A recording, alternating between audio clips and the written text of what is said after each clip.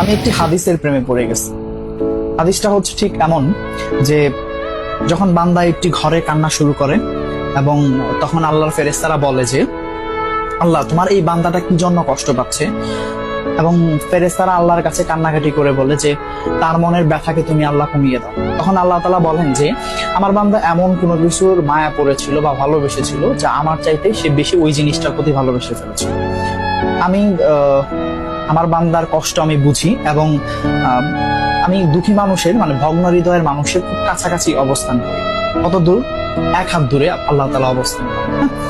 এবং আরেকটা কথা হচ্ছে ফেরেশতারা তখন বলতে থাকে আল্লাহ তুমি চাইলেই কি সেই বান্দার সেই অভাবগুলো তুমি পূরণ করতে পারো না? তখন আল্লাহ তাআলা বলেন যে আমি ওয়াদা করতেছি আমার বান্দা যে জিনিসটা তার জীবন থেকে হারিয়েছে তার চাইতে অধিক উত্তম জিনিস আমি তাকে দিব, যা দেখে পৃথিবীর মানুষ বিস্মিত হবে।